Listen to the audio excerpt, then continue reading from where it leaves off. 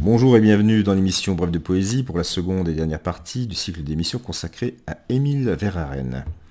Aujourd'hui, donc un seul et dernier texte qui est assez long, Le départ, tiré des campagnes hallucinées. Traînant leurs pas après leurs pas, le front pesant et le cœur las, s'en vont le soir par la grande route les gens d'ici, buveurs de pluie, lécheurs de vent, fumeurs de brume. Les gens d'ici n'ont rien de rien, rien devant eux que l'infini de la grande route. Chacun porte, au bout d'une gaule, dans un mouchoir à carreaux bleus, chacun porte, dans un mouchoir, changeant de main, changeant d'épaule, chacun porte le linge usé de son espoir. Les gens s'en vont, les gens d'ici, par la grande route à l'infini. L'auberge est là, près du bois nu, l'auberge est là de l'inconnu. Sur ses dalles, les rats trimballent et les souris.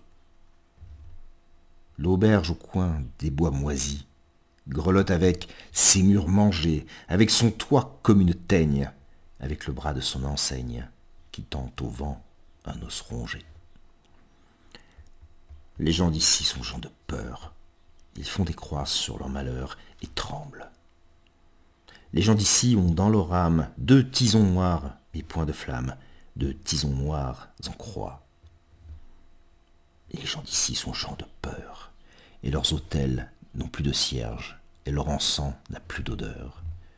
Seuls dans des niches désertes, quelques roses tombent inertes, autour d'un Christ en plâtre peint. Les gens d'ici ont peur de l'ombre sur leurs champs, de la lune sur leurs étangs, d'un oiseau mort contre une porte. Les gens d'ici ont peur des gens. Les gens d'ici sont malhabiles, la tête lente et les cerveaux débiles. Quoique tannés d'entêtement, ils sont ladres, ils sont minimes, et si le compte, c'est par centimes, péniblement leur dénuement. Avec leur chat, avec leur chien, avec l'oiseau dans une cage, avec pour vivre un seul moyen, boire son mal, taire sa rage. Les pieds usés, le cœur moisi, les gens d'ici, quittant leur gîte et leur pays, s'en vont ce soir vers l'infini. Les mères traînent à leurs jupes leurs trousseaux longs d'enfants bêlants, trinque-ballés, trinque-ballants. Les yeux clignants des vieux s'occupent à refixer une dernière fois leur coin de terre, morne et grise, où mord l'averse, où mord la bise, où mord le froid. Suivent les gars des bordes, les bras maigres comme des cordes, sans plus d'orgueil, sans même plus le moindre élan, vers des temps révolus, et le bonheur des autres fois, sans plus la force en leurs 10 doigts de se serrer en poing contre le sort et la colère de la mort.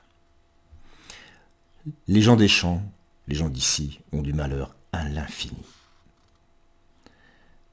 Leurs brouettes et leurs charrettes trinque-ballent aussi, cassant, depuis le jour levé, les os pointus du vieux pavé. Quelques-unes plus grêles que squelettes entrechoquent des amulettes à leurs brancards. D'autres grincent les airs criards, comme les seaux dans les citernes, d'autres portent de vieilles lanternes. Les chevaux là secouent, à chaque pas, le vieux latis de leur caresse. Le conducteur s'agite et se tracasse, comme quelqu'un qui serait fou, lançant parfois vers n'importe où, dans les espaces, une pierre lasse au corbeau noir du sort qui passe. Les gens d'ici ont du malheur et sont soumis. Et les troupeaux, rêches et maigres, par les chemins râpés et par les sablons aigres, également sont les chassés au coup de fouet inépuisé. Des famines qui exterminent, moutons dont la fatigue à tout caillou ricoche, bœufs qui meuglent vers la mort proche, vaches lentes et lourdes, houpies vides comme des gourdes.